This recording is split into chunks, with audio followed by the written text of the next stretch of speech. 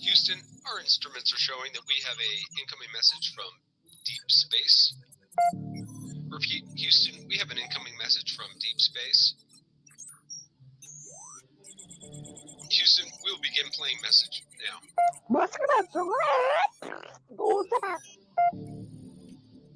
Houston, we're going to try and translate that up here. Hold for translation. Translation complete. We'll begin playing message now. Hey, it's me, Melissa. What do you do when the aliens invade? Take a shot of MK Ultra and watch Melissa Jade. Put on your tinfoil hat and tune right in. We got that crime spree, flat earth theories, government conspiracies, a complex Mandela effects, unidentified objects, a mind expanding, fake moon landing, what it all been understanding. It's me, Melissa. It's me, Melissa. Aliens is on the sun or in Area 51. Time travels, unravels, haunted castles, cops are baffled, potential experimental thoughts that make you transcendental. It's me, Melissa. It's me, Melissa. Crime sprees, flat earth theories, government conspiracies, complex Mandela effects, unidentified objects, a mind expanding, fake moon landing, what it all been understanding. It's me, Melissa. It's me, Melissa.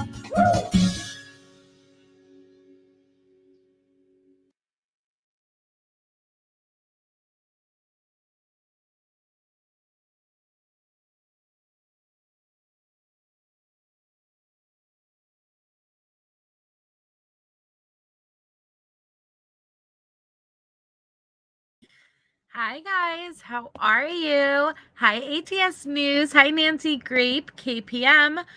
Pessa says, I also ate an edible. Whoa. Way to start the live. Hi, B Crumbs, Nana Banana, Scout Inquire, Kathy Ford, Chicken Shit, Skylab, Petunia, Jenny B, Callie Lisa. And I want to ask ATS, are you going to, tomorrow or something, are you going to do another live on the men? Because I really want to hear your thoughts now that more information has come out. Hi, Michelle Lombardi, Sarah Bellum of 10 Assholes, Christina, puppies. Dude, Nancy, so Allie sent me, I don't know what it's called. I'll have to look at what it's called, but she sent me one of these really thin felt tip. It's like a felt tip marker, but for eyebrows. And the part that it's really good at actually is like the beginning of your eyebrows. So like where you have to fill in those fake little hairs, you can use it for your entire eyebrow, but she showed me how you could just really imitate natural hairs right at the top and fill in the gaps, and it's so thin and it works so well. And then I'll take my eyebrow pencil and I'll fill in like the rest with the eyebrow pencil. And so it's really good and I really like it. Not tomorrow, Watts Island tomorrow, but maybe soon. These were the only prelim toxicology results. There could be more. Ooh, I'm interested.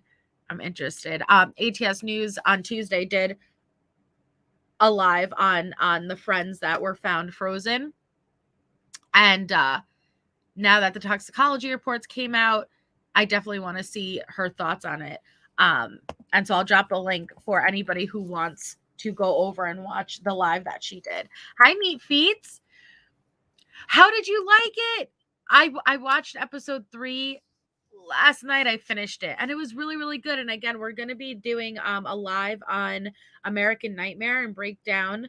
That's a crazy case. And I'm surprised I have never heard of it before, but it's the real life Gone Girl.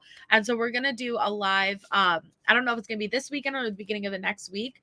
I just want to give enough time for everyone to watch it. But if you have Netflix, watch American Nightmare. It's 3 episodes. It's really good. And we're going to do a live to discuss it.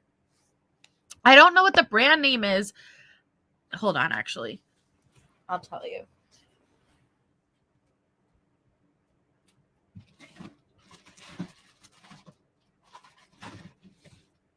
Okay, it's Feather Effect Brow Pen Color Pop. with a U, Color Pop. It is not a banana. It's a real life Gone Girl. I don't know how I'd never heard of it before, but it was really, really good.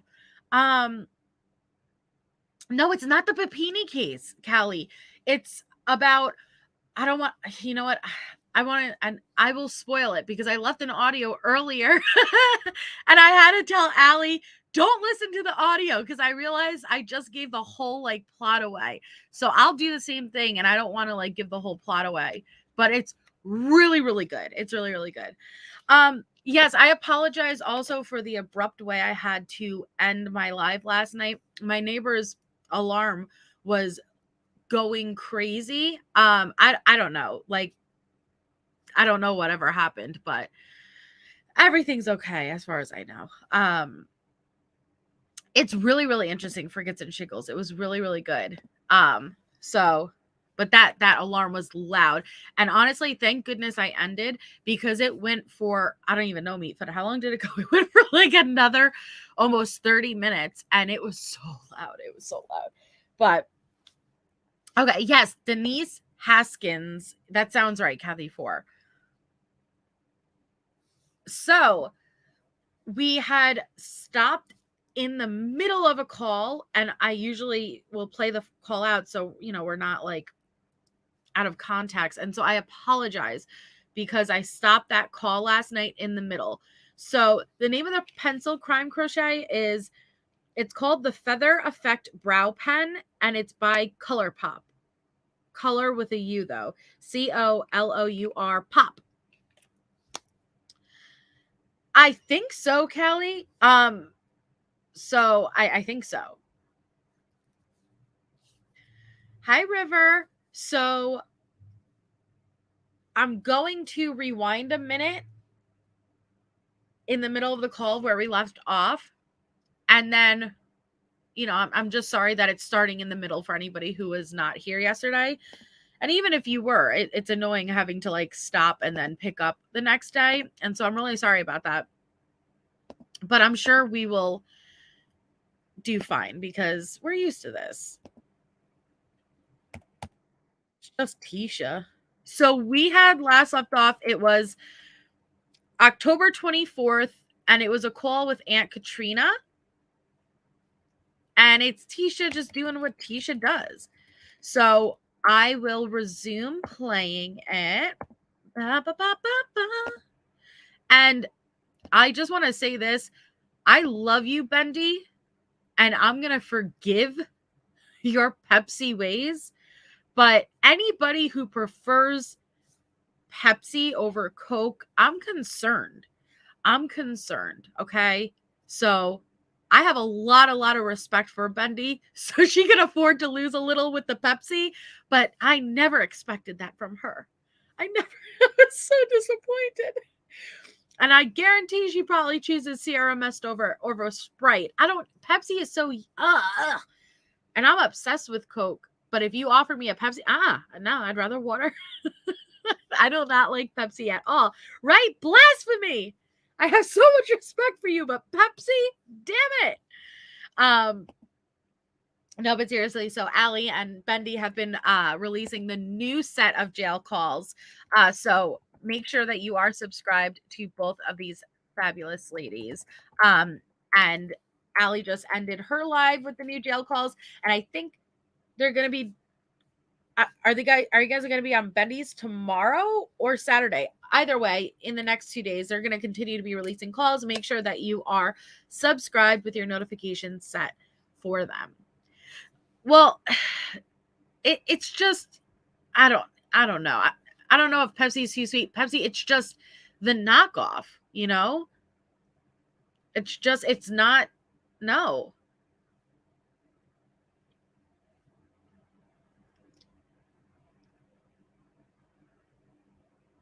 So I'm going to start playing this.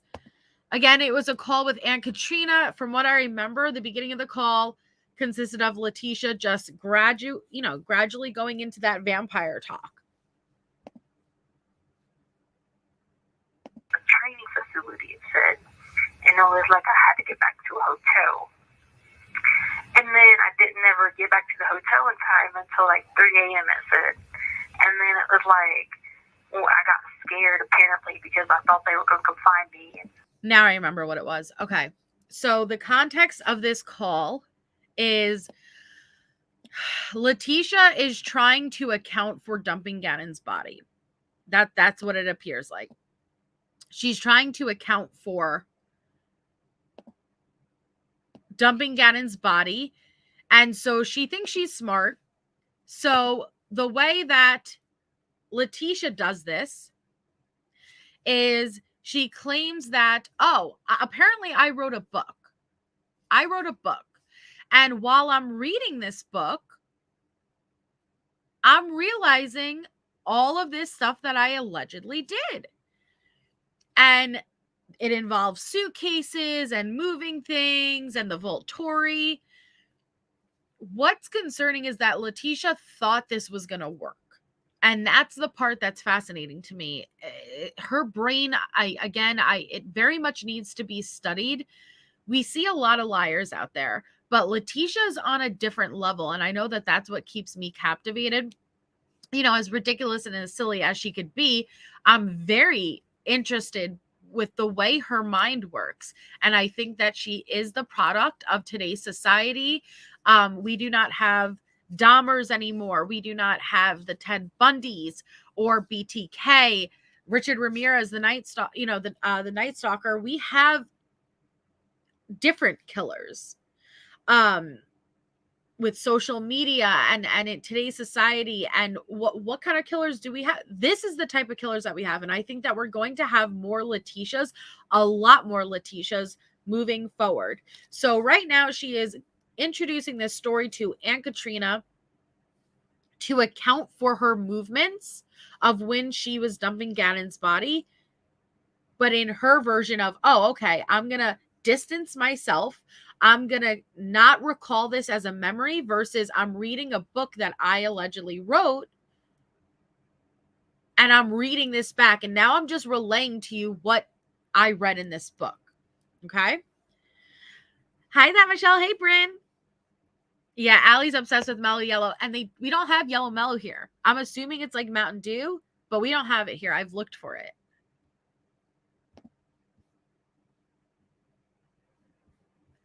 Yeah, Seek Justice. Like, I don't know really how to explain it that much, but I think that we're going to see more and more of this. You know, unhinged women who snap from something they saw on social media. Not saying that that's what happened specifically with Leticia, but just I think social media is going to continue to play a big role. And we do keep seeing killings that are happening because, oh, your girl found out that so-and-so was in your inbox and you were messaging her on Instagram and this, that, and then it blows up into this thing. But I don't know. Like, I just feel like Leticia is an accurate representation of the society we currently live in. Oh, I just got owned. Wow. So, wow. Okay. Well, then you know what? Why don't we have Mellow Yellow here? I'm automatically now Mellow Yellow because it's a Coke product. I can't believe I was even drinking a Pepsi product. Shame on me. Okay. Because they were telling me I had to take these suitcases back to Colorado. And I was like, no, I'm not doing that. So apparently I get scared and get back on a plane the next morning. It says I got back on a plane into Denver, and that Albert picked me up in Denver, and he was like, why didn't you stay in Florida? And I was like, because I wouldn't bring the suitcases back because they're out to get me. And I was trying to figure it all out. And I'm like, who was out to get me and what was going on with this? Because the whole Seminole tribe and the money. I'm just like, so then I like keep reading more and more and like trying to figure it out. And I'm like, I think about it like, oh, what I do remember is like June. June, I don't know if it was last year or this year because I don't know what date it is really because it's all a conspiracy. But anyway, so June I went on a cruise, right? And I went to Dominican, right? Well, guess where I left out of? You have to keep in mind when Leticia talks to Aunt Brenda, she claims that she believes it's 2019. That last month was November 2019. This is in October of 2020. October 2020, obsessed with mess. So what Leticia is doing is I conveniently have no memory of the year that I committed the most heinous, horrific murder, which I'm being charged with. So she jumps back and, oh, it's November 2019. And now she slips many times, and we will acknowledge when those slips happen. But when she says, oh, right in June when I went, because to her, she's claiming that was just a few months back.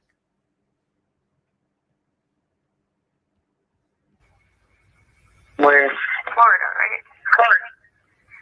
So I know this is true because I remember this part. I remember going to Dominican. I don't remember any of this other stuff, but I remember going to Dominican in June because Harley had graduation, from school, and so it was all of us went. The only person didn't go was Lena because she went home with her mama, and so we go to Dominican. Any of this other stuff, but I remember going to Dominican in June because Harley had graduation, from school, and so it was all of us went. The only person didn't go was Lena because she went home with her mama, and so we go to Dominican, and we leave out of Florida or whatever, and I remember someone was saying something to me then about this whole. It's supposed to be porcelain things or lamps and stuff like that. Porcelains and lamps. Laced mangoes, Michelle. What? But Leticia is trying. Oh, it's sad, honestly. But she's trying. Leticia cannot come right out and openly admit to what she did. But she also can't just turn around and be like, oh yeah, here's the narrative. I went crazy then, this, and that. So what Leticia tries to do is to convince Aunt Katrina and family members and whoever else of her narrative while trying to play it off to be natural. She's genuinely trying to act like it's 2019. And it's her way of getting little slips in there. I remember, why would you randomly be talking about this? I randomly remember and recall the cruise I went on, and it just so happened there were these people there. What Leticia is trying to do is feed a narrative to Aunt Brenda inconspicuously, but she's massively failing, so that Aunt Brenda hangs up the phone, and then she goes and calls the legal team, whatever, and be like, oh my God. So this is what Leticia just told me, and you guys need to look into that. There's definitely something that happened on that cruise, X, Y, and Z. Leticia thought this was going to work. And that's the part that's fascinating. Anybody in their right state of mind can see that this is clearly a lie, and you are trying to play it off just so you don't have to take accountability. But she's also not insane. And I guess that's where I get hung up. Yes, I think she struggles with mental health, but I think this is more of a personality, and she's very well aware. I think this is a choice. That's what I get stuck with. I don't think anybody could argue that mental health is an issue here. Anybody who could possibly do this, there has to be mental health issues. But with Leticia, I don't like to say mental health because that implies it's out of her control. I don't think it's out of Leticia's control. I think she's very much making the choices that she's making, and she's aware of the choices that she's making. So that's where it's like, I think it needs to be studied, because, well, what answer is that? She's making these choices. It's not something she's genuinely struggling with. They wanted us to take in our suitcase, and we were like, no, we're not taking that stuff in our suitcase to Florida.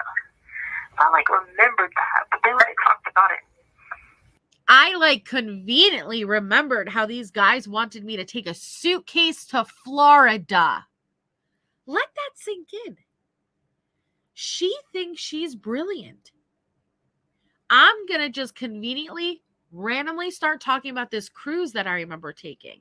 And on this cruise, there were these people there. And they wanted me to take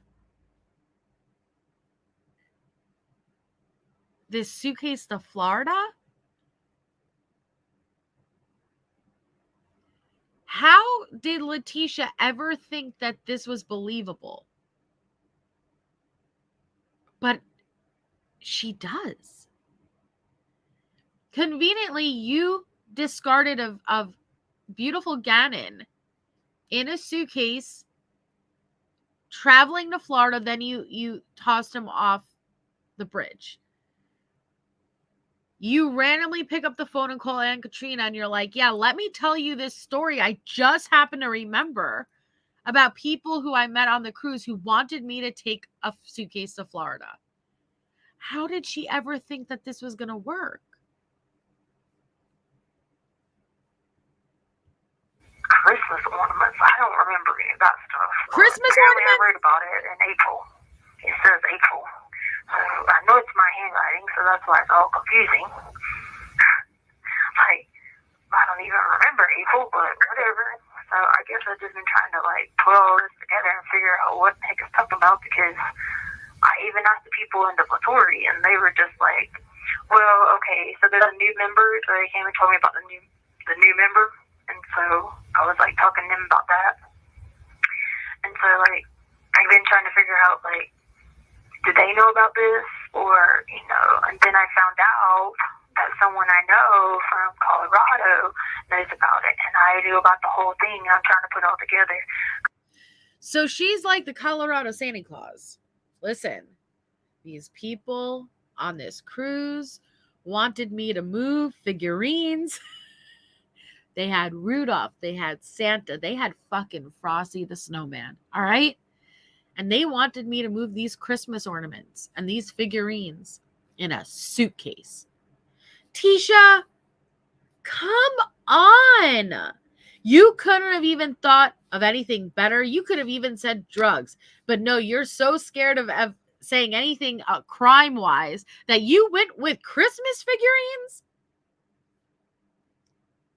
Are you serious? They had you moving Dancer and Prancer? Come on, Tisha. Yeah, fucking Frosty, Amanda. She dragged him into it, not me. Christmas ornaments in the summer on a cruise. Listen, don't you dare open up this suitcase. I have the most precious cargo, all right? And if even one of these figurines come back damaged, it's your life on the line, all right? Rudolph better still have his red nose. This is ridiculous. It's not that she lies. There are many, many liars. It's that she lies so poorly. Lies that are so beyond obvious. It's a lie. But in Tisha's perspective, she's outsmarting everybody in this room. Welcome, Lizu Sivo. I'm going to call you Liz. Welcome, Liz. Thank you so much for becoming a member. We're so happy to have you part of the channel. Thank you. Thank you.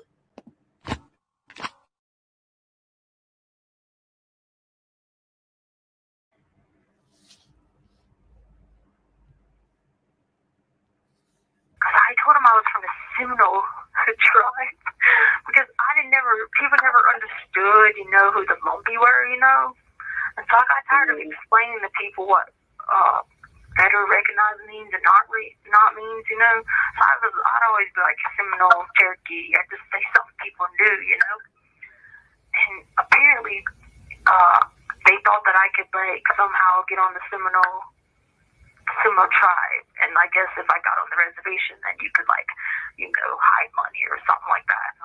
Apparently, I told these people no. But anyway, so I just read upon all this stuff in these journals, trying to figure it all out, what I'm missing and not missing, what's a conspiracy, what's not a conspiracy.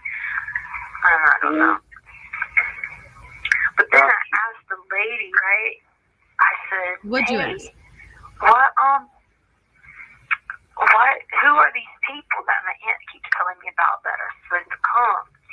And so she was like, Now, Tisha's jumping back. If you haven't been here for the prior calls, Leticia is referring to Aunt Katrina telling Leticia there is a legal team. Here are their names. 3 girls, a man, whatever she said. When they come, I want you, hey, Lisa Lemons, I want you to meet with them. And Leticia's like, I don't have a legal team. And Aunt Katrina's like, yes, you do. Listen to me. It's Bob, Charlie, Sally, and Dingo. I don't fucking know. But she's like, when they come, you need to speak with them. And then Tisha turns around and she's like, yeah, I've been checking. I checked that little computer thingy where everybody meets people, and I checked under my name and my old name and my new name, because she's part of the J crew. So she checked under Janelle too, and there's been nobody. So when she's referring to these people that her aunt want her to meet with, she's referring to her legal team that Aunt Katrina was trying desperately to help Leticia. And as silly as this is, you're listening to heartbreak, honestly. And thank you so much, Leslie, for becoming a member. We're so happy to have you part of the channel. Welcome. Thank you for joining. You're listening to heartbreak. It's really sad, honestly, because what you're listening to in real time is Aunt Katrina initially probably struggling, but choosing to believe Leticia, her family. You told me you didn't do this. You were adamant you didn't do this. And her brain and her heart was probably struggling all along, but she went with her heart and she wanted to believe Leticia. So in her mind, she is putting in a lot of effort to get Leticia counsel and to make sure there's people working on this to try to uncover who really did this to Gannon. And in these phone calls, what you're listening to is Aunt Katrina beginning to realize, oh my God, she's guilty. Could you imagine how hard that must be? And I've said it the past couple of lives. Families of murders get bad rap. They get the bad rap. And I don't think people talk about it enough, because I think, of course, the victims of the crime are always in the spotlight and our heart goes to them first. But I'm sorry, it really cannot be easy to be the family members of these horrific killers. We listen to BTK's daughter speak out all the time, and I really give her a lot of props, and I thank her, because it most family members, no, nobody wants to hear from me. I got to just keep my head down, but their lives are forever affected. And if they had no involvement and they had no knowledge, they didn't do anything wrong. But I can't imagine the emotions. I can't imagine how much family must struggle when you had someone telling you, your own blood, I didn't do this. And you want to believe them against the whole world, against all odds. You put your heart in because that's your blood and you believe them. And then you go to try to get them help to fight this. If you really didn't do this, talk to those. I'm sending you legal help. Talk to these lawyers. They are there to advocate for you. Answer whatever questions they have. And then you have that person doing this. Oh, there's suitcases full of Christmas ornaments. Oh, the Volturi is visiting me. So as silly as these calls are, at the same time, you are listening to Aunt Katrina in real time. Realize she is guilty of this horrific murder. And that must have been really hard. And I don't, because a lot of people say, why didn't Aunt Katrina or anyone speak up? Well, because it was recorded. It was recorded. And at the end of the day, you want what's best for your family member. And even when you're struggling, you don't want to add to any evidence against them and anything that could be used against them. So I can understand why Aunt Katrina might have just been like, instead of calling her out. Because everything's being recorded. Everything is being used. Everything is evidence. And yeah, I can imagine this was a lot of emotions. So yeah, you're listening to heartbreak and the realization that your blood did this crime. Oh, I seen him before on TV, and I said, well, why did you see him on TV? And so she was just looking at me like, I said, well, okay, what did they look like? Hey, Erica. And she told me, I said, are they Caucasians? And she said, yeah. I said, any African Americans? She's like, no. And so she kept talking. I was like, so there's no minorities involved? And she was like, no. And I was like, okay, well then I'm not talking to these people. There's no minorities involved because this land is cursed. Because you know how, like, with agreements for the 4 states here, like, cause apparently I'm here, right? I'm at this Colorado place, right? And, like, Colorado, Arizona, New Mexico, Utah they've been cursed by the Indians in their land. So I think that that's what they did here to me, is they tried to put some curse on me. I'm like, I don't know if the Volturi can, like, break the curse or not, but this land is cursed. Like, look it up. It's like in a treaty or something. I remember, something that they had like an agreement or whatever. But I know that they had cursed the land here because the people tried to take it. And I said, I'm not talking to anybody that's not any minorities because that doesn't make any sense because they cursed the land. They cursed the land. Yeah, and then check this out.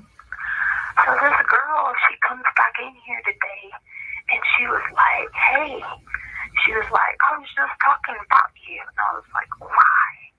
She was like, I went out to talk to one of my doctors, and my doctor asked me about you. And I said, what doctor? I don't know any doctors. And she was like, yeah, my doctor's name is Dr. Torres.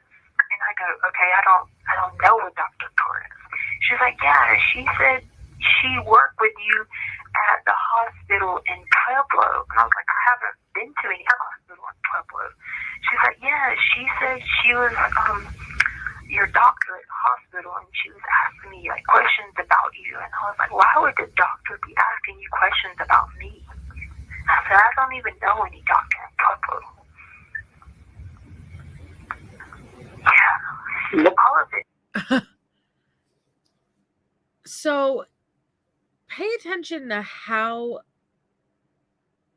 all over the place Leticia is. And I'm curious, and I wish we were able to see visually these calls. But again, you've heard me remind you guys about Duper's Delight. Duper's Delight is something that people do when they're lying often. It's infamous for the Chris Watts porch interview. As he's pleading for his wife and children's safe return, he's smiling. It was that porch interview that really convinced people, oh no, there's something wrong here. Dr. Phil has done many segments on it. A lot of behavior panels have done segments on it. Duper's Delight. Now, we cannot see Leticia's face right now, But something that you will pick up throughout these calls when she's lying, you can hear that she's smiling. And if you don't know what I mean, like, you can hear the kind of facial expression she has. She'll let out an awkward laugh or a giggle or this. If we were able to see her, she would have that smile on her face. And so I want you to pay attention to the duper's delight that's happening, because she is straight up lying. And it makes it easier for her because she doesn't have to look Aunt Katrina eye to eye. It's much harder to lie to someone when you're looking them right in the face. So that's also why I think Leticia keeps her hair as long as it is. And I know that might sound silly, but a lot of people use hair as a barrier. And if you didn't pick up in trial that Leticia used her hair as a barrier between her and everybody else, she kept her head down and she kept that hair right in that face. Because it kind of like blocks you out and keeps you in. It protects you. I think this phone call acted as a barrier. The fact that I only have to say these things to you. I don't have to look at you in the face when I'm doing it. So it was easier for her to do it. But I want to know if Leticia rehearsed this in her cell. Because if you remember going through the observation logs for October, many, many times she was sitting on her bunk and she was writing. She's all over the place and she needs to account for being at certain places at certain times and doing certain activities. So she's creating and fabricating stories that when she picks up the phone and calls family members, and she will call them back to back to back, and she repeats the same identical story. But this was the best you came up with? That's like, you have all the time in the world to just sit there and create a defense. But of course, Leticia can't just even create a seemingly possible story. She has to go over the top and over account for things. Hi, Bendy. Was strange. So she was just asking, like, does she know me? What do I do every day? And, like, how close is she? Like, is she, like, near me or whatever? And I was just like, does she know me? She was like, of course. And I was like, well, how would she know me? She was like, what do you mean? And then she calls me by my first name, and I'm like, okay, but that's not my name anymore. Like, my name's Janelle. So does she know, like, me as Janelle? And she was just like, no. She was trying to explain it to me, and I was like, I don't know any doctor in Pueblo. She was like, well, she just came and gave me an evaluation, and she was talking to me, asking me all kinds of questions about you. And I was like, and I was just too stuck on, like, why does this lady know me, and why is she asking you about me? Like, I don't even know you like that, you know? So what's the girl's name? The new girl? Do what? Who's the new girl? What's her name? That did what? That came in here to ask about that? Michelle. Or are you talking about a new girl from the Latory? The new girl. Now, I want you to also acknowledge how when Aunt Katrina asked Leticia that question, and Aunt Katrina has been quiet this entire time, and I know we started this call midway through, but even the beginning part, Aunt Katrina is very quiet. But I want you to pay attention to what Leticia just did right there. Aunt Katrina spoke up and she asked a very direct question. What's the name of the girl who apparently said this to you? And Leticia did what a lot of liars will do when they're confronted, and it's buying time. So Leticia turns around and says, oh, what? What's the name of the person? And then she answered, like, if she genuinely didn't hear her, she would wait for Aunt Katrina to repeat the question. But then she answers and gives a name before Aunt Katrina even had the time to clarify what she meant. It's parroting. It's called parroting. Leticia does this a lot on those pretext calls with Al. So you repeat back to them what they're asking. So Al would be like, was there an accident? Did Gannon get hurt? Leticia will parrot it back and be like, was there an accident? Did Gannon get hurt? Because she cannot directly answer that question. So it's not on that big of a scale as the pretext calls, but right there she parroted back because this did not happen. This encounter did not happen.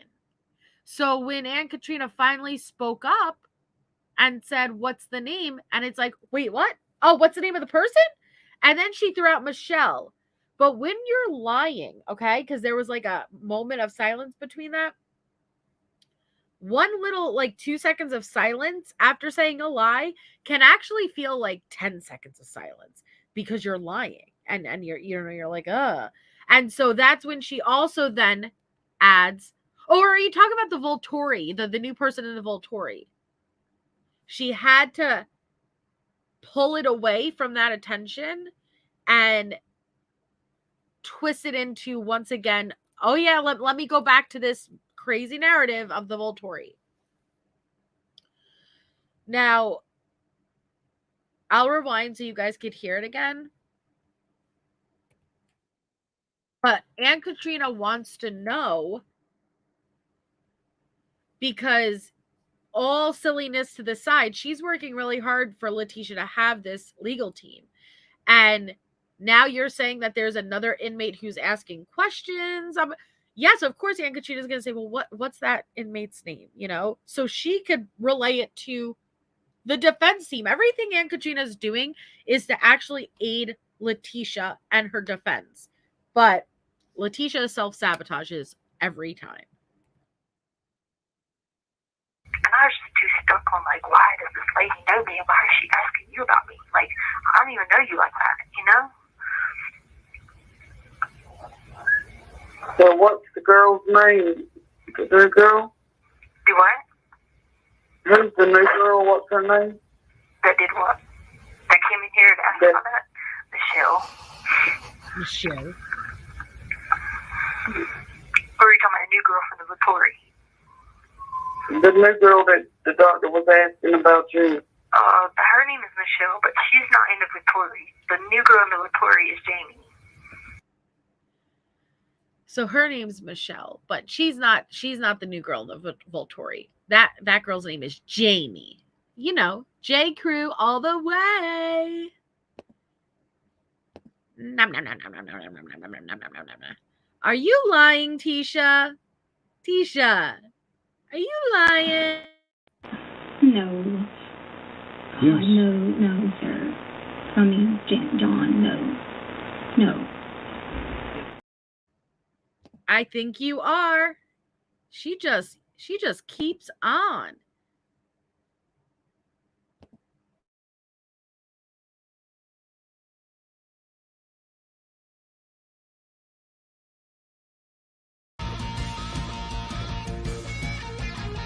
Flying down the highway in a makeshift Model TA. Woo, yeah, woo. It's a beautiful morning and it's gonna be a beautiful day.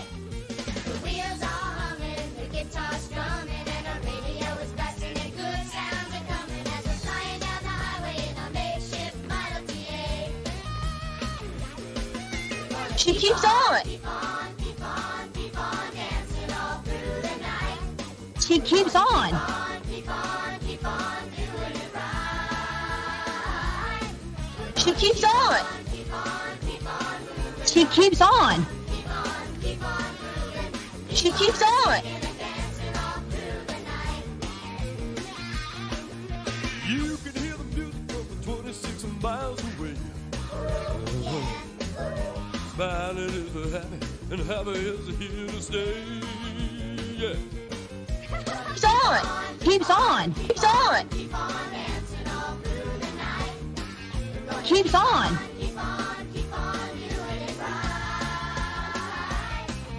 Keeps on. Keeps on. Keeps on.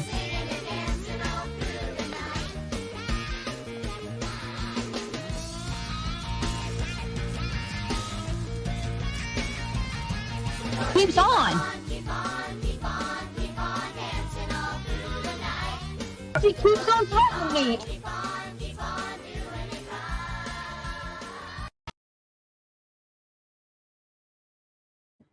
Tisha.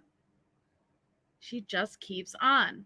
Again, where a normal person would be like, all right, you caught me. Tisha just keeps on. And I'm sorry, I will laugh every time I see that trumpet in her mouth. I know, right? The horn always wins. I always giggle at that part. Come on, Tisha. You're the only one who is following your stories. Give me. That's what I'm saying. Like, I make this stuff for me, man. I laughed the hardest at it. But it wasn't easy getting her keeps on to be like aligned with the songs keeps on, okay?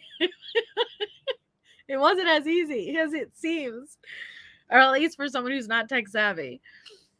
Oh no, sorry for being late. Was flushing the phone. Oh no, hold on. Let me send you down the pipe.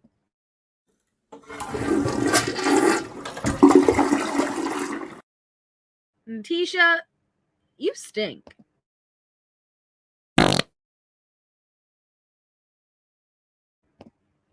But let's manipulate Aunt Katrina some more. The new girl that the doctor was asking about you. Her name is Michelle, but she's not in the Vittori. The new girl in the Vittori is Jamie.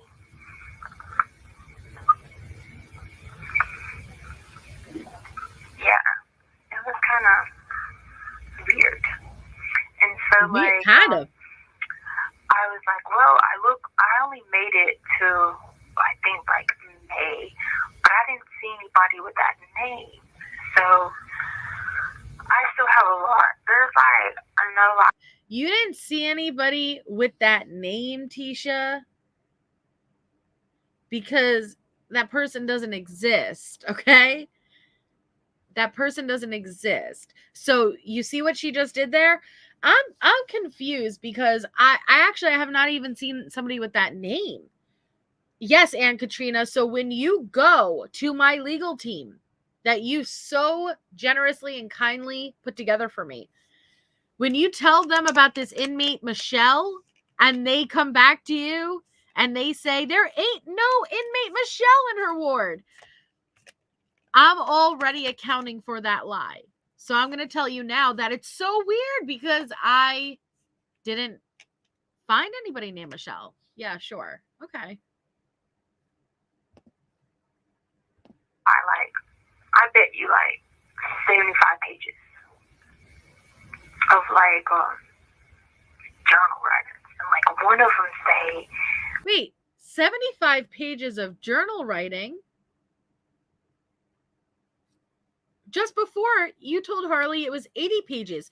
Actually, you said it would be 150 pages in a book because, you know, that 12 font Times New Roman font, you know, apparently to Leticia, when a book is small, that means that her 80 pages of the book writing turns into 150 instead of but I see your stop, drop, and roll request, so I will stop, drop, and roll it just for you. All right, special shout out to Dr. T.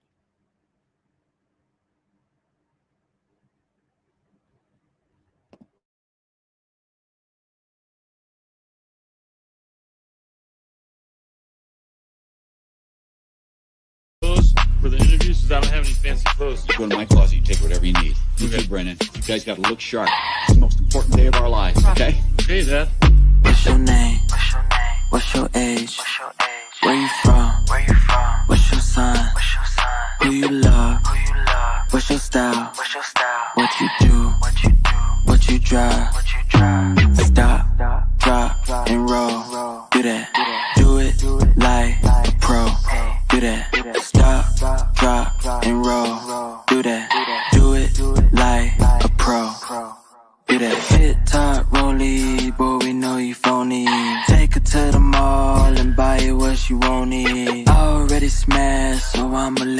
on me. RP my cash and RP a Kobe. If you're born in September, then you know you're my type. If I see you on Tinder, then I gotta swipe right. If you're born in October, then you're just like me.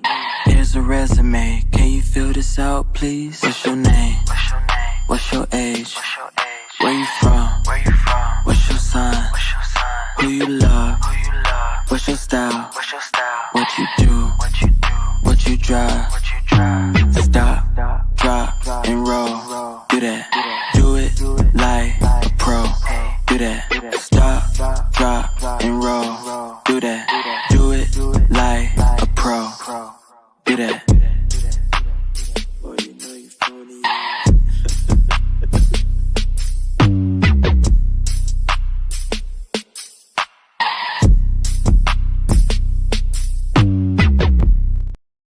Her pits definitely smell like shit. Oh my god.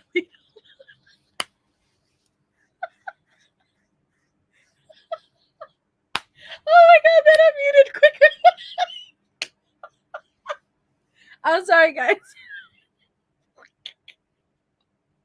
Oh man, but you know what? It's true. Her pits definitely. I wouldn't. Got busted. It unmuted, so it unmuted automatically. But her pits definitely smell like shit. Because all I kept looking at is that poor officer had to put his hand under, like, nearly under her pit, man. It's definitely smelling shit. Okay. Oh, she was stanky. Put a one in the chat. Put a 1 in the chat if you think that was a natural fall. Put a 2 in the chat if you think she totally intentionally tripped herself. I've seen mixed responses with this. And like, apparently if you zoom up to her feet, she is bound by the ankles. So it is possible that she tripped, but I love in the case files when they refer to this incident, even the officer said she basically ninja rolled. Like, she caught herself very well. So I don't know, because she had flip-flops on and she could have very easily kind of tripped up with the chains, but it's Tisha. So I don't know. She stepped on the chain. It wasn't on purpose. That's what I'm saying. Like, it may have been natural, actually. You just don't know because it's Tisha. But I would not. You could not pay me to sniff that pit. I'm sorry, but like, she's admitted herself that she goes weeks. Yes, they said acrobatically. Yes. That's what it was, Allie. They said acrobatically. Oh my goodness. It was like she just conveniently caught herself and like rolled. Please do, Allie. Please do. I forgot what I was. Oh yeah, she admitted that she went weeks without showering. I'm sorry, like, I just know that body odor was overwhelming. I know it. Keep her stank pits out your mouth, Will Smith style. Oh my god, you guys crack me up. Keep her stank pits out your fucking mouth. Oh my gosh, you guys crack me up. It's part of the vampire training program, apparently. So I still have a lot. There's like, I know, like I bet you like 75 pages of like journal records. And, like, it's journal, because when it's amazing the contrast between her calls with Harley right before and then her calls with her family members. So Harley, she wrote a book, 80 pages, 150 in book version, and she's fully aware this was intentional. She even created a title for her book. Yeah, when she speaks to Aunt Katrina directly after she hangs up with Harley, I found 75 pages of journal. It's like a journal. Why can you so easily flip that mentality? Did you not think that they were not going to listen to every single one of these calls and be able to see? Do you know how bad it is that your defense literally was not guilty by reason of insanity? And all of these incident reports, all of these kites, all of these phone calls where she thought she was putting on the performance of her life, her defense team did not use one of them. Not even mention of one. Instead, they rolled in Dr. Dorothy Lewis up in here, and they're like, yeah, we're going to go with her. She's our best defense. Nope, not when you did Van Gogh all over the walls with your menstrual blood. Not when you were barking like a dog. Not all these calls where you are talking about the Volturi and all of that. No, none of that matters. Because if a jury saw or heard any of this, they would know instantly this was all a show and a performance. That's bad.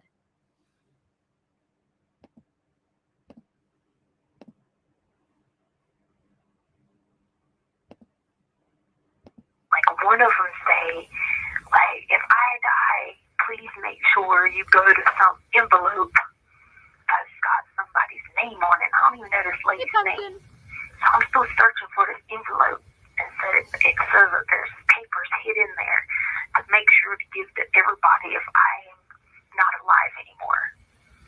So I'm looking for that envelope, but I got a bunch of stuff that I'm looking through. So I'm trying to find that envelope because it says in there it's vital information. If you're reading this, the journal says if I'm reading that, it's probably because I'm not here anymore, but I want my family to know about something about the Seminole thing again. And I'm trying to figure out what? The Seminole tribe and the money. Tisha. Hi, Foxfire.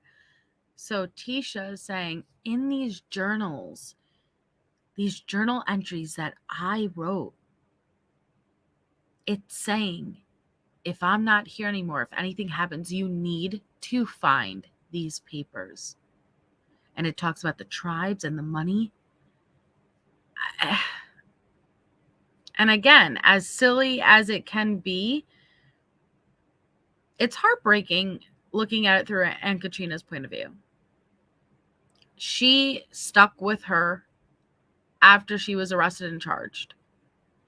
And that's what I wish Leticia would have focused on. Leticia, you were blessed.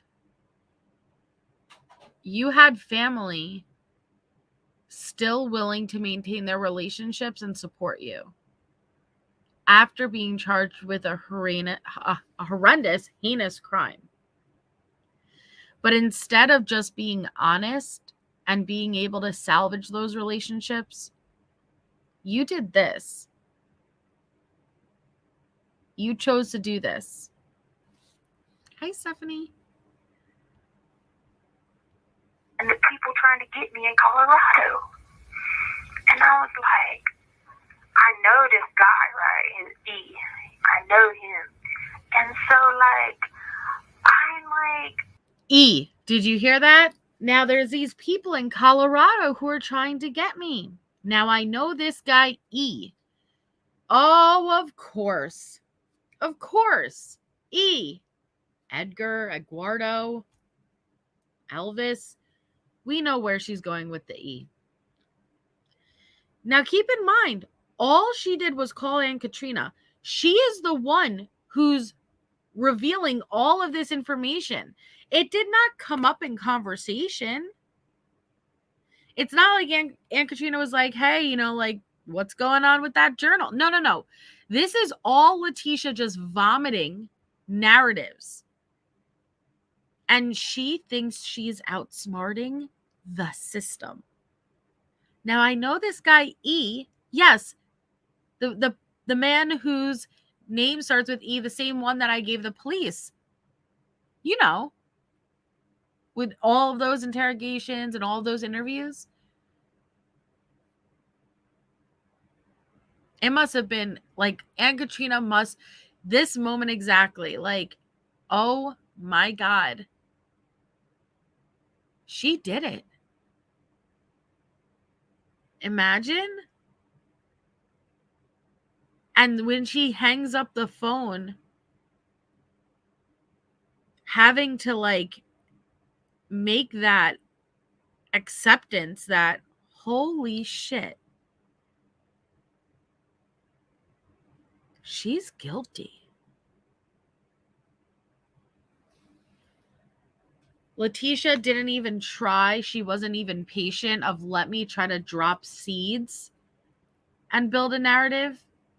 She full on is like, bleh, here it is. I'm acting crazy. I'm trying to account for my movements and what I did. Here you go. Take it at face value.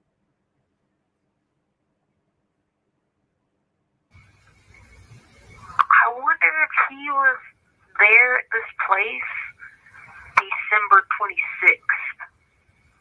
That it's my handwriting, so I mean, I guess you could look up plane records to see if I like really went to this place. Notice that she's getting closer to the date of the murder. This is 1 month before the murder she's referring to. But you have to remember, she is claiming to not have any memory.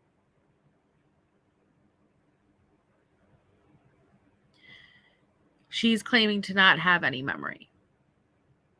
And so everything that she knows right now and wants to feed Aunt Katrina has to come from the journals. You see the distancing? It is not me who's telling you. This is what I read. And so she's trying to place E with her and this narrative of people being after her within a 30-day period of the murder. But it says I did. December 26th. It says I went from Colorado Springs to Fort Lauderdale, I think. Or Miami, one of them. And then the opposite. You have 1 minute remaining. But anyway, so the opposite one, it said I came back to Denver the next day. And so, if I went to Florida and came back the next day, something bad. You know what I'm saying? Like, that just wouldn't be normal, you know? Way to make it so beyond obvious. It hurts listening to this. You need to check the plane records. If I went to Florida for 1 day, it would have been something bad. You know, people after me. I'm not guilty. There's something bigger going on. Conspiracy, Aunt Katrina. Are you picking up what I'm putting down?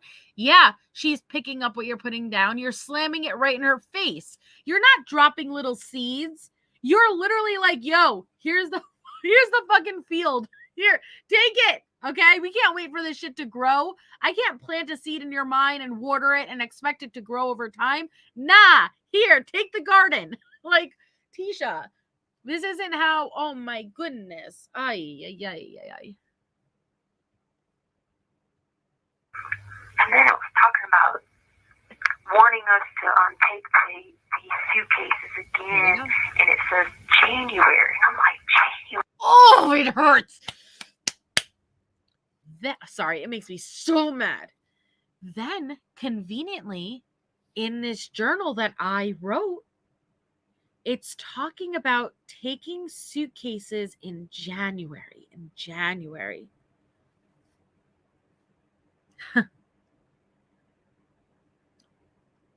She murdered Gannon in January. Leticia murdered Gannon. Not just murdered him, tortured that beautiful boy in January. Stuffed his body into a suitcase, moved him multiple times until eventually she traveled across the country and tossed him off a bridge in that suitcase where he would later be found severely decomposed. But here Leticia is, in her mind, dropping seeds. She's dropping the full-on plant. It says something about suitcases in January. She thought Aunt Katrina's going to go, oh my God, she's talking about Gannon. Oh my God, I need to call her lawyers right now. You guys, Leticia didn't do this. She's remembering that there's someone with the name E, and there was this mission. She didn't think it was Gannon's body at all. Oh my God, this wasn't her. How many peanut butter sandwiches do you think Grusing went through listening to this shit? Seriously. Oh my God. It is insulting. And this is why your defense team, even going with not guilty by reason of insanity, could not show one of these phone calls, one of those incident reports, one of those kites, because they knew if they ever showed any of this to a jury, that would seal your fate.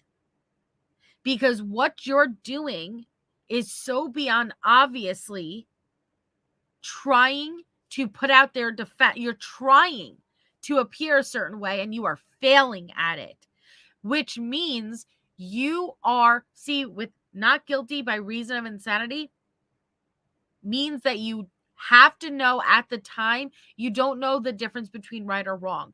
You don't know what you were doing was wrong.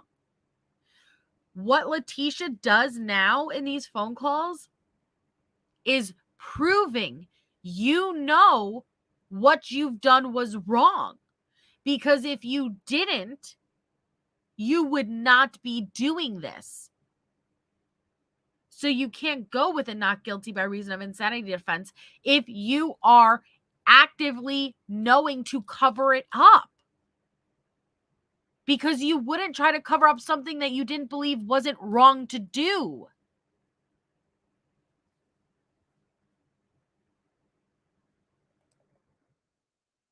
Say something bad. You know what I'm saying? Like, that just wouldn't be normal, you know? And then it was talking about wanting us to take these suitcases again, and it says January. And I'm like, January? It says I went on another cruise, and it's supposed to be taking some kind of suitcases again, but I wouldn't take them.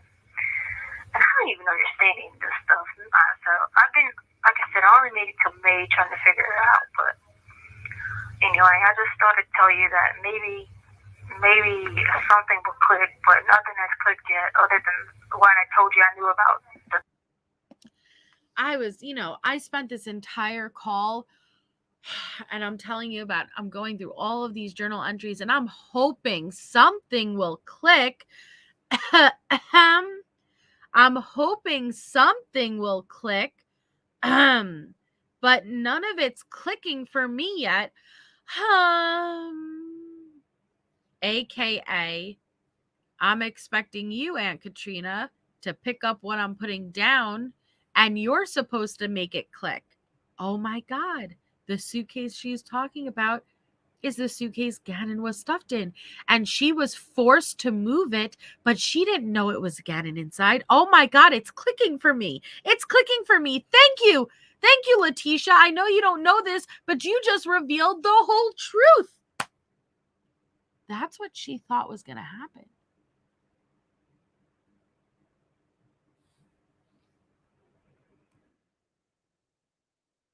But anyway, I just thought I'd tell you that maybe something will click, but nothing has clicked yet other than what I told you I knew about the Dominican, you know what I mean?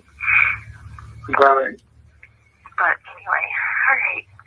I just thought I'd give you an update, and I got a new person, Jamie. She's in the military, so I'm going out because always.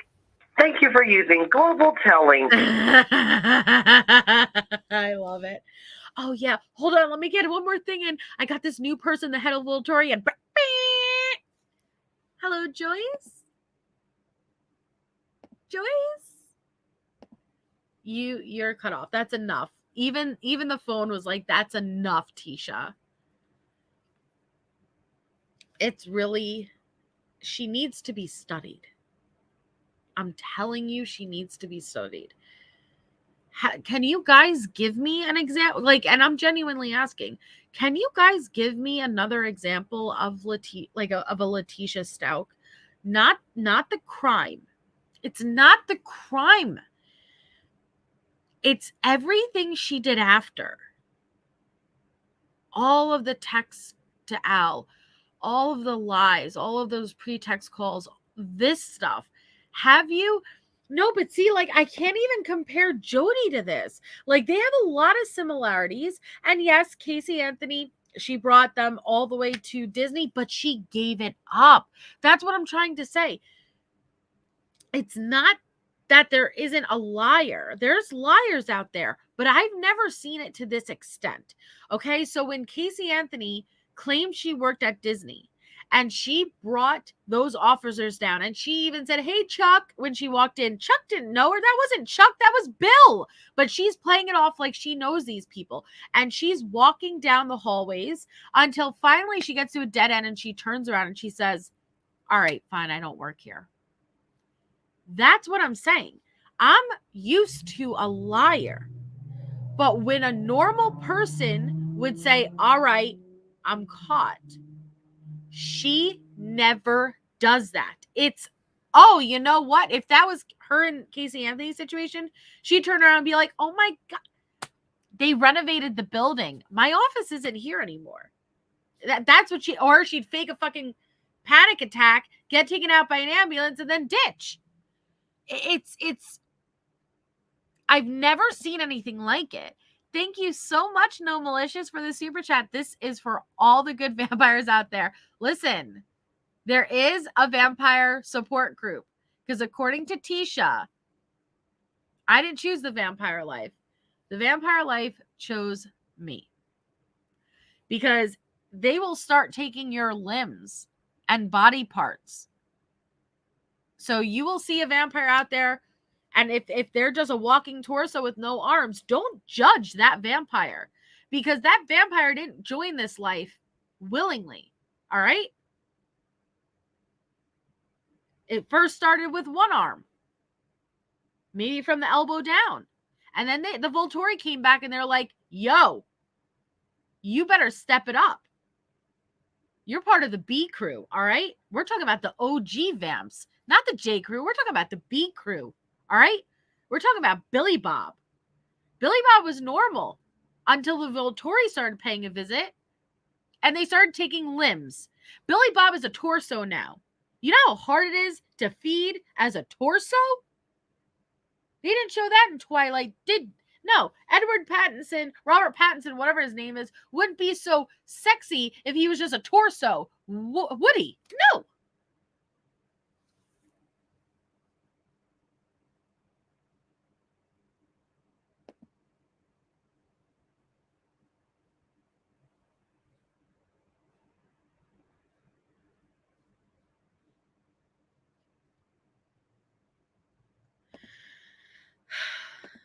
I love that. Still always love this.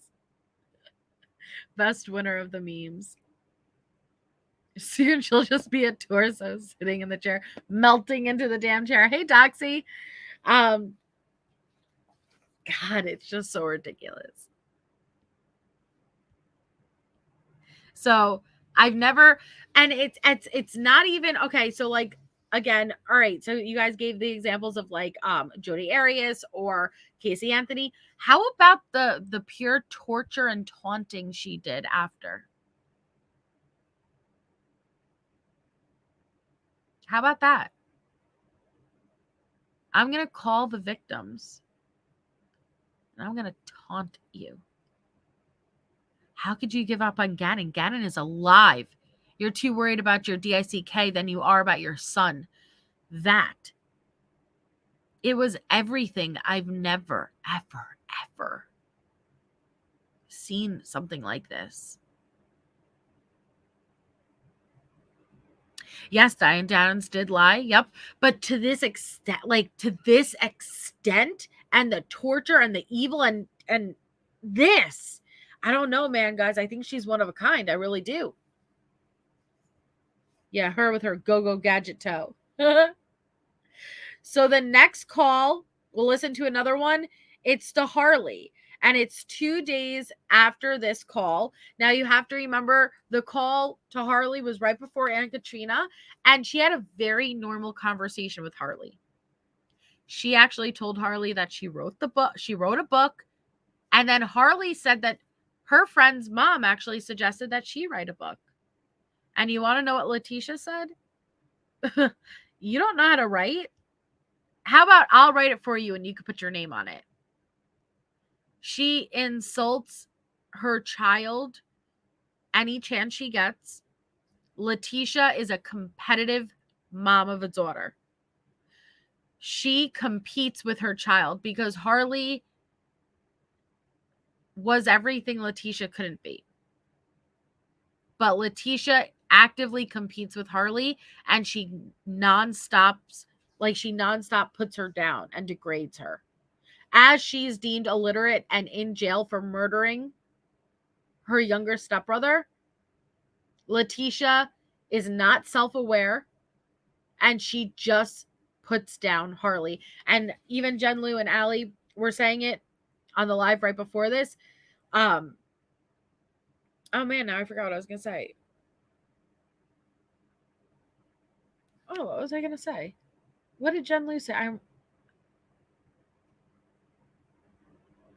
Well, now I forgot what I was gonna say.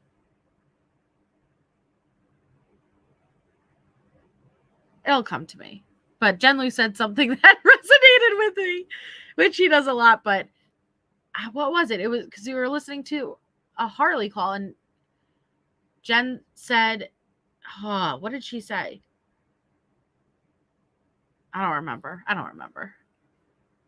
So 2 days after this call, Leticia calls Harley. Hello. Hi. Hey. Why are you crying? Huh? I hate Aunt Brenda. Why? What did she do? Okay, that's really sad.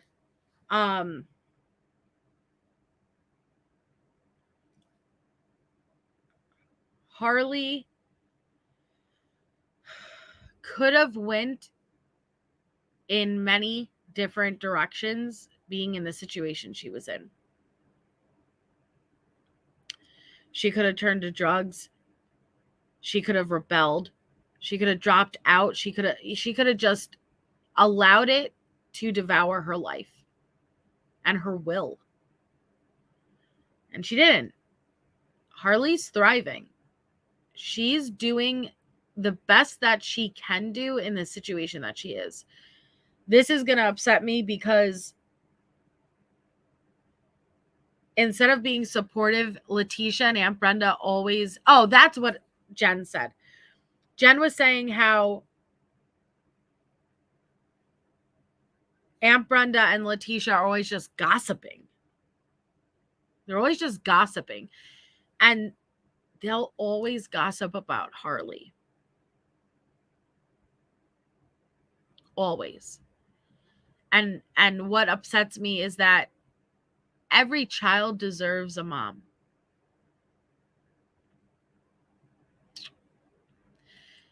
And you guys picked and poked and put down.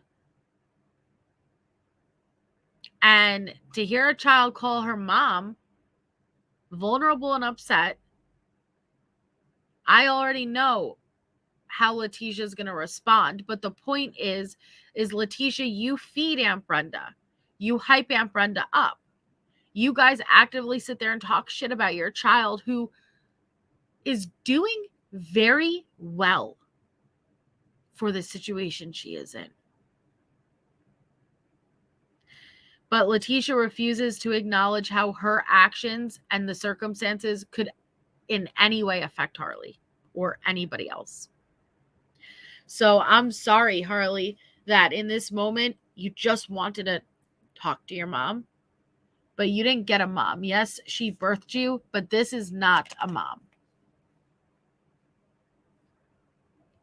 She made him call me. I hate Brenda. Huh? I hate Aunt Brenda. Why? What did she do? She made up all these lies about me and said that I spent $5,000 in 2 weeks because she sent me money 2 weeks ago, supposedly, and then she didn't. And then she told everyone that I got fired from my job, and she showed up today and took the car and threw myself in front of the apartment. And then left. And wait, you got fired from your job? No, she made up those lies and said that to everyone. Who showed up with her to take the car? So Aunt Brenda, and we've heard Aunt Brenda gets mad that Harley's driving around with friends and having a boyfriend, and Aunt Brenda bought her this car, and therefore I control everything. So I don't know why Aunt Brenda would claim Harley got fired, but she shows up, takes the car, throws all of her shit in front of the apartment, and leaves. Harley didn't get that much help at all. Harley was 17. The only life that she ever knew was all taken away in a moment. Just think about that for a second. Her home. We know 17-year-olds. Come on. All of their stuff, their room, their home, their friends. And all of a sudden, Gannon's missing. Your mom's acting crazy. And it's get in the moving van. And your whole life gets packed up. And now your stepfather, the only father figure you've known, is calling your phone, yet your mom is taking it and texting as you.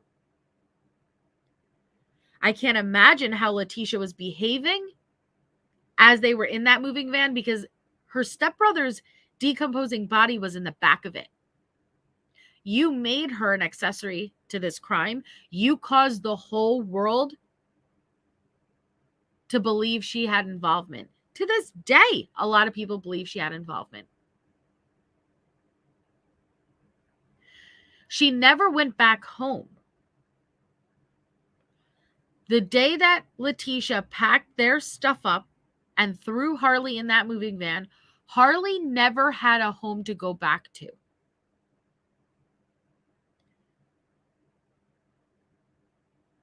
She no longer had a relationship with Al. Her younger sister, Lena, Gannon's dead. Yes, Aunt Brenda helped a bit financially. But let's be real. Harley could have let this ruin her. But she continued to work. She continued to go to the church groups. She continued doing what she had to do. She managed to keep both of the dogs. She lost everything in an instant. So I understand, Aunt Brenda, you helped with a car. That was amazing. You helped some financially. But to treat this child the way you both have treated her, you're sitting in prison. Well, at this time, you were sitting in jail for murdering her brother. And you and Aunt Brenda sit there and you talk shit about your child. Landon and Al will never have their child again. Never. Never get to give him a kiss goodnight. Never get to make him soup when he doesn't feel better. Never get to see him graduate. Never get to see him marry. Never get to see him have children. Never get to see any of his firsts. You still can. You still can. Despite taking that from them. And instead, you choose to talk shit about your daughter, your child. So when Harley calls you and she's telling you all this, you're acting surprised. Let me guess, you'll even say, oh, I'll talk to Aunt Brenda. Yet you are the reason Aunt Brenda is hyped up the way she is. Because when you do these calls with her, you both are actively going back and forth talking shit. You should protect your child.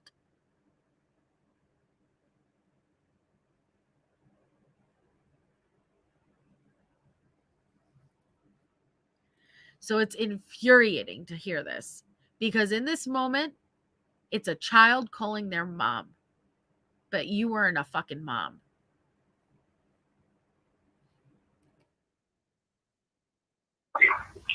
No, she made up those lies and said that to everyone. Who said it with her to take the car? I don't know.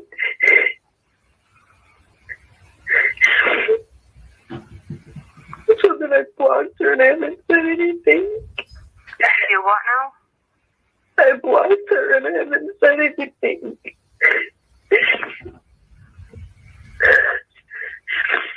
I don't understand. Why would she get mad all of a sudden? I don't know.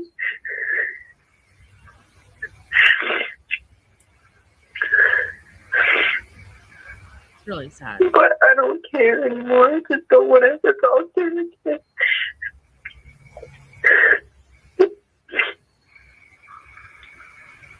I'm sorry, baby. It's okay. But she was like calling Miss Judy and she was calling Amy Bowen and Katrina and like she was like, yeah, Harley got fired from her job, which I never did. And made up a whole story as to why I got fired, even though I never got fired. And then she told them that she sent me $5,000 2 weeks ago, which she never did. And she didn't even say anything about sending me money. I never asked her to send me money. And then she told them that I blew $5,000 in 2 weeks, which I didn't even do. That was months ago she said that. I know. She said that in June. And of course, $5,000 since June can be gone because I made like 5 rent payments. Yeah. $600. $5,000 since June. It's October. June, July, August, September, October. 5 months. And again, it was generous of Aunt Brenda to step up.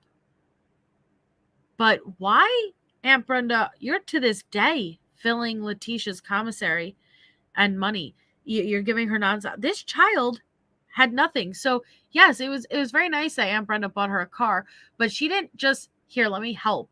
She used it and held it over her head. That's how she got to work. What, you're mad that she has friends? You're lucky that she had any friends. She needed someone.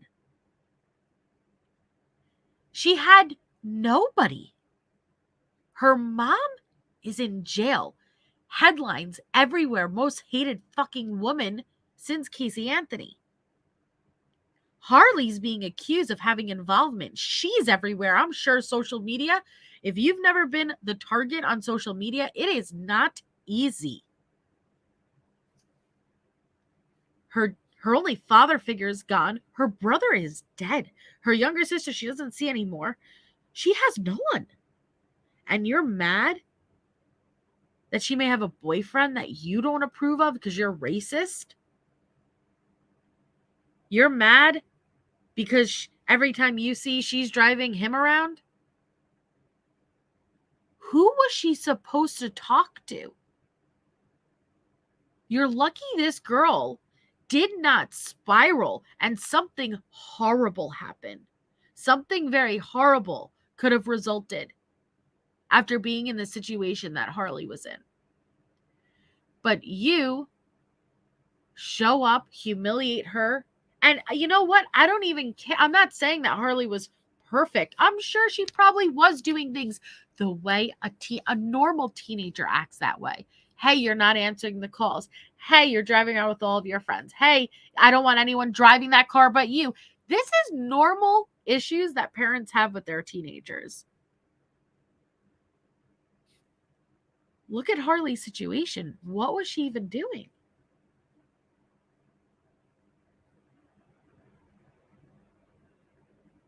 It's so sad. This is really sad because even at this time, Harley was holding on to any remnants of what she believed she had with her mom. And Harley probably held on even longer because who did she have? The only person she had was her mom. And then her mom goes and pleads not guilty by reason of insanity. And that's when Harley realizes, oh my God. And then you have to come to terms with, I was in that van with my brother in the back. His decomposing body. Oh my God. You put me in jeopardy. You made me complicit. My mother. This is so heartbreaking on so many levels.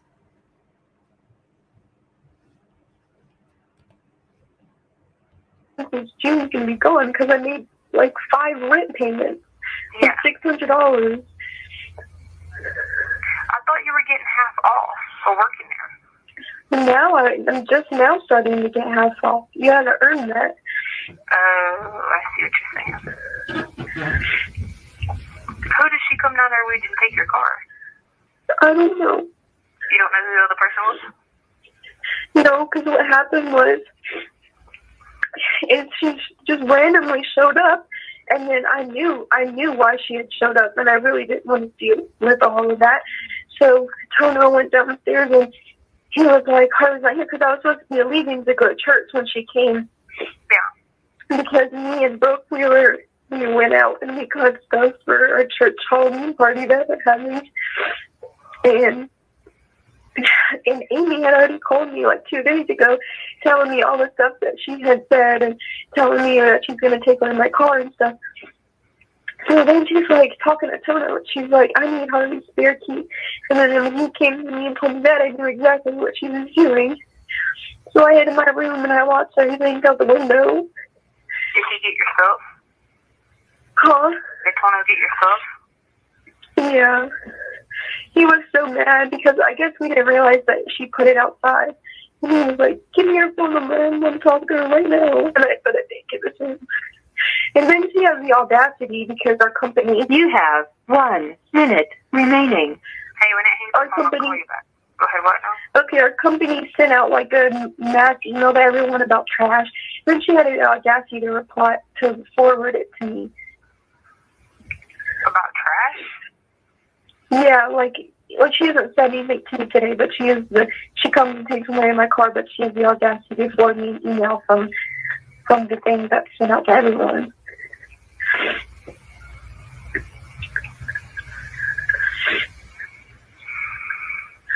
So I took her off of all the notifications from my apartment and everything, and I blocked her. I told Grandma, and I called Aunt Katrina, and I told me the entire story. What did Aunt Katrina say? She was just like, she's so crazy, like, I don't understand, like...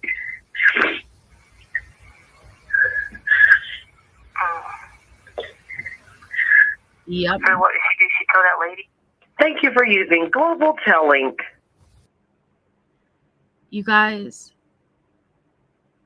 she didn't call her back that day. I'm looking at the next call and it's the next day. So you used one of the free quick calls for your child, and I told you guys this. I told you the shortest calls are always with Harley. Everyone else, Aunt Katrina, Aunt Brenda, long calls, but her child are always the shortest calls. She just said, when it hangs up, I'll call you right back. You guys, there is no call for this day. That was the last call. I'll play the next one because it's with Harley and I want to keep it together.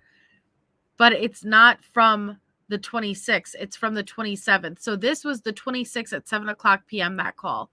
The next one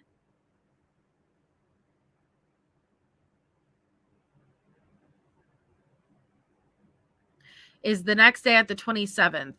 So I realized, ooh, okay, because this is probably about to be handled because there's another 2 from Harley, and then the next one's Aunt Katrina after that. And so, yeah, we're about to get in some drama. So I'll play the next one. We'll listen to one more with Harley. So she didn't call her back when this hung up. She left her child like that, and she called back the next day. So let's take a listen.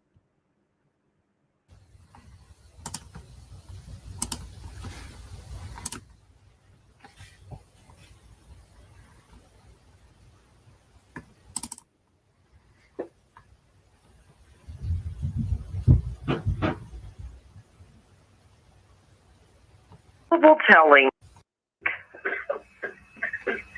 Hello. Hey. Hey. So the phone last night, something was wrong with the system when I tried to call you back, and I could never get it to work. I tried for a long time, I couldn't get it to work. Something was wrong with the system. I couldn't get it to work. You know, I call Aunt Brenda and Aunt Katrina all the time, and I talk to them about the Volturi and bullshit and putting out my defense in a narrative for murdering your stepbrother and ruining your life. But when you needed me, child, when you needed me, I couldn't get it to work. I call bullshit on that. But it's okay. But then I had to I was kind of confused about the whole car thing and why it wasn't her car and all this stuff, and I had to, because I'd be having all these mental problems, and I had to really read some of my journals to figure all of it out, and now it makes sense. So, how dare you? How dare you, Tisha? So you know me. I was really struggling with what you told me. Oh, you were, Tisha? And you know I have mental problems, right? Right, daughter? You know I have mental problems, right? So I started looking through my journals to try to remember things. Don't you dare manipulate her right now. You selfish bitch. I just wanted to call you back to see exactly what was going on about, why would she say that about your job? I don't know. She's just a lunatic, and she makes up stuff. So nothing happened at work? No. You're still working? Yeah. I literally just got off work. She literally just put the side of left field and went crazy. Yeah, she just made it up. Alright, so I had to think about it and pray a lot about it, and I just wanted to tell you a few things. Think about it first and foremost. The more wisdom you get, the more suffering you're going to have, right? Think about it. It's Sunday. The more what? More wisdom you get, the more suffering you're going to have, right? Okay? Don't you dare preach religion to your child as you sit in jail charged with murdering Gannon.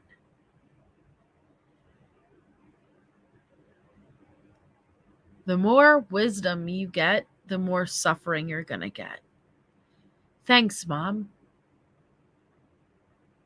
Or Aunt Brenda's a see you next Tuesday. Sorry. But that's how she was acting. But go on, Tisha. Think about it. It was Sunday, right? Mm-hmm. And you were supposed to be doing stuff with your ministry, right? And all God's people have suffering. It mentions it a lot about all God's people did time. Think about it. Jesus did time. Paul, John the Baptist, Timothy, Joseph, Jeremiah. They all did time, right? Talks a lot about it in the New Testament about God's people doing time and God's people having suffering. And sometimes you may want to ask yourself, God, well, why do we have to have suffering? And we're living to be right and we're righteous. But that's how it is. So I just want you to remember that. You have to keep up with Ephesians 6 every day and put on that armor of God. Read Ephesians 6 about putting on the armor of God, And so that's what I have to say about that, And then also just, make sure you're praying to, Jesus, because, at the end of Matthew, it talks about how Jesus is the one with all the power and authority. God gave it to him. God is like, come here, baby. Come here. You have it all. You understand? Mm-hmm. So, the next thing is, you just gotta look at it like this. I know this is a trial of endurance and testing our faith. Think about it. My arms are so small. They're so small you could take your fingers and touch them, each other, all the way up to my elbow almost. Wait, what? And hold on. Thank you, Honey M, for being a member for 3 months. I hate when she preaches. It's condescending. It is so condescending. But thank you so much for your support for 3 lovely months. I do appreciate it. And hi, Kathy P. What did she just say about, look at my arms? My arms are so small. Are you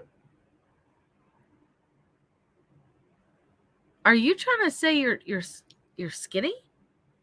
If you need a reminder from Aunt Brenda, no problem. You were big. I'm serious. You look big. I only weighed 140 something. Well, you look humongous. But anyway, darling, I know it's time for us to go. I'll holler at you later. I love you. Like, am I not understanding, or is she legit talking about, look how skinny I am? Am I not processing this the right way? Please tell me if I have this mistaken. I'm going to jump back a second. This is a trial of endurance, and then she goes on to say how skinny her arms are. Endurance and testing our faith. Think about it. My arms are so small. They're so small you could take your fingers and touch them, each other, all the way up to my elbow almost. So small my arms are. Oh my God. Okay. Thank you so much, Skylab, for the super sticker. That's very kind of you and very much appreciated. Thank you. Thank you. Oh my God. She is trying to say that you can take your finger, your thumb and your middle finger, and you could wrap it around her arm. Bitch, who are you kidding? Do you know how small that is? Okay. Do you know how small that is? That you can take. All right. I want everybody to take their thumb and their middle finger and touch the tip of your thumb to your middle finger. Look at the circumference. Like, do an okay sign, but with, instead of your pointer, do it with your middle finger, your longest finger. She's trying to say that's the size of her arm, all the way down to her elbow. I'm sure some people might be able to do it. Not Leticia.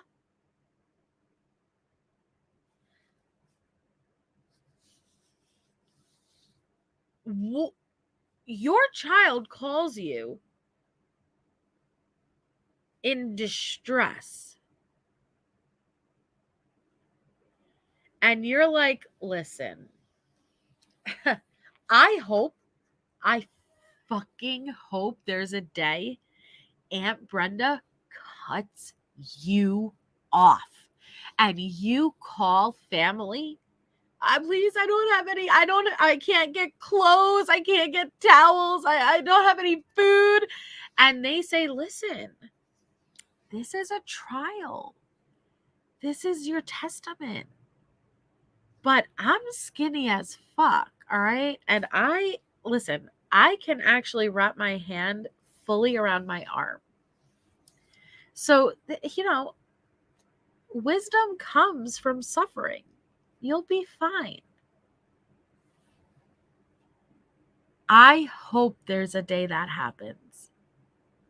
How dare you minimize what she's going through while you talk about how thin your arms are, as if and what she's trying to do also is portray herself as suffering.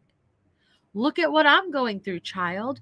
I'm emaciated. I'm so frail. I'm going through the biggest trial of it all. It's a test from God himself. No, you murdered a beautiful boy, beautiful child. You took that away from. You took this family's baby. You're being held accountable. I'm blown away right now. I am blown the fuck away.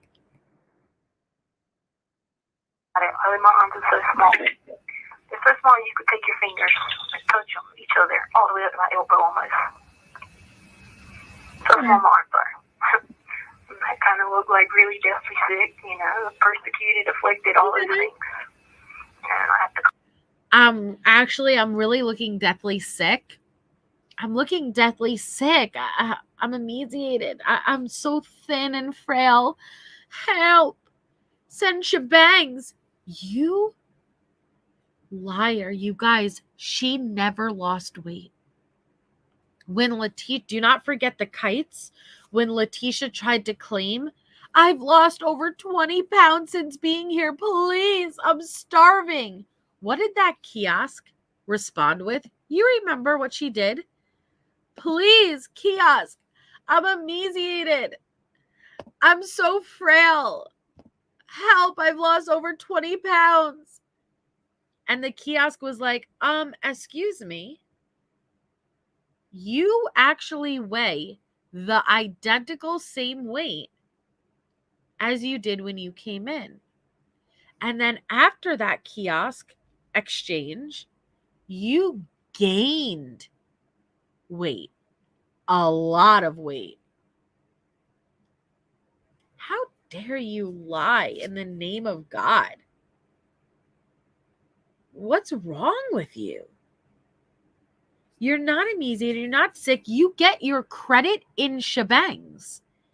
You're literally the way a drug dealer's like, yo, give me two cc's of that good stuff. You're doing that with cookies. You're fighting with a kiosk over how many chocolate chip cookies they owe you. You cut it out. You've lost no weight. How dare you manipulate your child to think that you're shriveling up and that her issues and what she's going through is not significant because you are solely going through the worst torture of all? How dare you?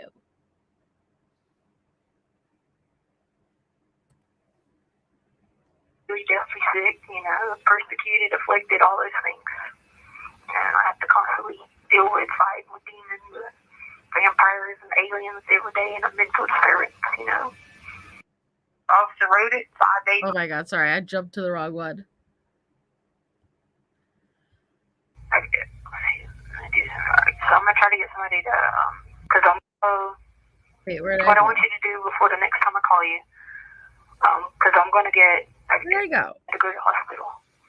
All right. I'm proud of you for it. I kind of look like really deathly sick, you know, persecuted, afflicted, all those things.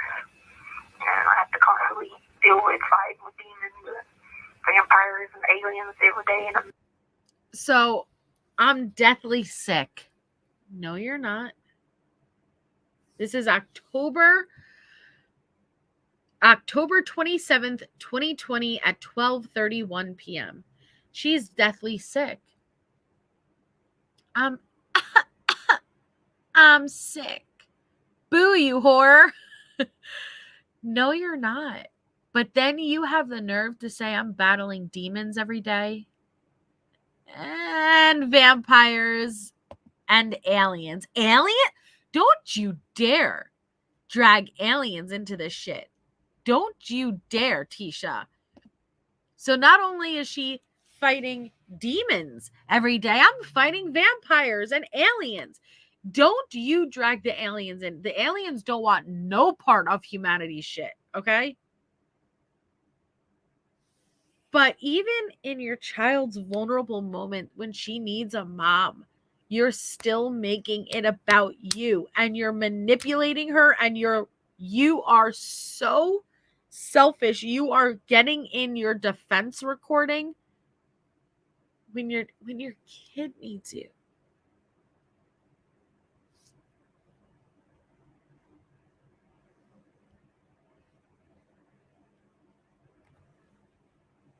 constantly deal with fighting with demons, vampires, and aliens every day in a mental disturbance, you know. up your faith and confidence, and I'm proud of you for everything you're doing, and I'm proud of you for not reacting and letting her, treat her ignorance because she's sick. She needs help. You got to think. Are you going to tell that to her, Leticia? You just said Aunt Brenda is sick and she needs help. Did you ever say that to her? I want you guys to remember this. So when we get to the next call she has with Aunt Brenda, Leticia does, let's pay attention and remember this moment of how she speaks to Aunt Brenda. Is she going to defend her child? What do you think is going to happen? You will never speak out to Aunt Brenda because she is the only one who is financially keeping you afloat, even at the expense of your own child. But right here, she just said she is sick and she needs help. Her ignorance because she's sick. She needs help. You got to think. She did that same thing to me with the whole car thing, and it was borrowed of Grandpa's money, right? And she got mad because one night Sarah wrecked the four-wheeler. She wrecked my four-wheeler, and Sarah got hurt real bad, and that was the girl I went to school with, and she got hurt real bad and had to go to the hospital. All right, so I go to the hospital instead of coming home and call her when I get to the hospital and tell her, hey, I'm at the hospital. Sarah got in a four-wheel accident. Told her it was my four-wheeler. So then she calls me a liar and starts calling cops and goes crazy. So then they find out we are really at the hospital. That Sarah really did get hurt on the four-wheeler. So then she freaked out and turns it out. Once she realizes she was wrong, she turns it to, oh, well, you and Sarah and them must have been doing drugs. Okay, I never did drugs. Yeah, that's what she told me. Right, okay. So the whole thing was Uncle Tommy and Sarah's dad smoked pot together. But she turned it on Sarah because we were riding four-wheelers. So then she went on this whole thing trying to make it seem like whatever. That's just what she does. She wants to mentally and emotionally abuse people. So then she got mad because... No, you did not just say that. Hi, Pinche. Aunt Brenda wants to emotionally and mentally abuse people? Coming from the biggest abuser I've ever seen? Are you going to say any of this to Aunt Brenda? Or when you do talk to Aunt Brenda, are you going to actively talk shit about your child and condone what she did and make excuses? And I heard that comment about I ain't ever did drugs. The lie detector determined that was a lie too.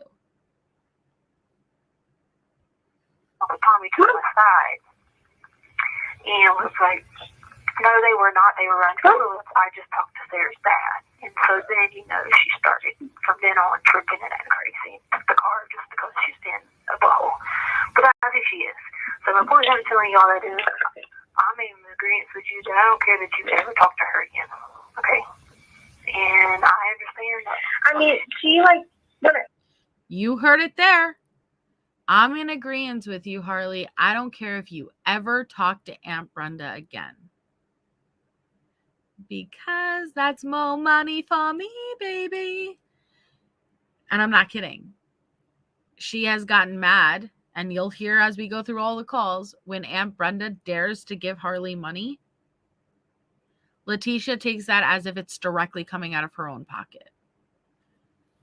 So in her mind, yeah, no, great, good. So Aunt Brenda could keep giving to me, cut you off. I don't care if you ever talk to her again. But let's see if she has that same attitude when she speaks to Aunt Brenda directly.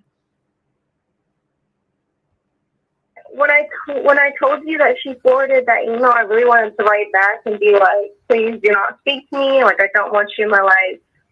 But I didn't do it. That's the right thing to do because here's why. It's hard. Because hate's a big word. And I noticed you said that. And I know you're upset. But I know in your heart you don't hate somebody because that's just not who you are. And that's not, God's people don't have hate because... Oh, God's people don't have hate? That's right. You're not God's person. You're not a godly person. I've never seen hate the way that you hated Gannon. Resented Gannon. Despised Gannon even after you took his life. You couldn't even perform when your life was on the line to be a concerned stepmother. You despised him so much you actively in emails would disclude him. Come on, Allie, I just want it to be the four of us. With Gannon, it would be 5. You laughed when his autopsy photos were up on the screen during trial. You flipped the middle finger off. You and Aunt Brenda actively talk shit about Gannon's biological grandmother on the 1-year anniversary of you murdering him. You are hate. You are only hate.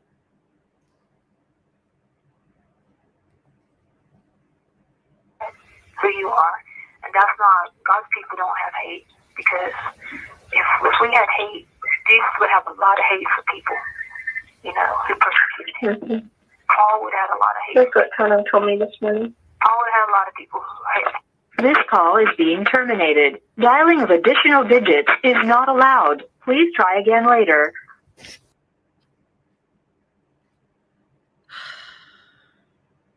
I'm really curious who said, because that's the second call that we've heard that got terminated for dialing additional digits. I'm curious if that's from the inmate side or it's from Harley's side. Even the phone was like, godly. Nah, not today. Yeah, it was probably an accident, but I'm just curious, does that happen on both sides, both the inmate side? I would think it wouldn't be the inmate because I'm sure their phones are not capable of dialing in, but it probably was just hitting numbers. But this reminds me, we listened to Leticia ask Harley to dial in people on 3-ways. She actively asked her child to go against even the rules and get her potentially in trouble or get her cut off. Think about that. When she asked her child, I want you to, there's going to be somebody who's calling you. I gave them your number. I want you to 3-way them in. Harley is like, I don't want somebody to have my number. Who is this? And she's like, it's somebody who wants to help your mom. It's people who are on your mom's side. Do you realize the repercussions for that? Not only could have gotten Harley in legitimate trouble, but do you realize that Harley could have been taken off the phone logs? She could have been taken off the list of approved callers. Leticia was 100% willing to lose any communication she had with her child to involve her child in some type of crime.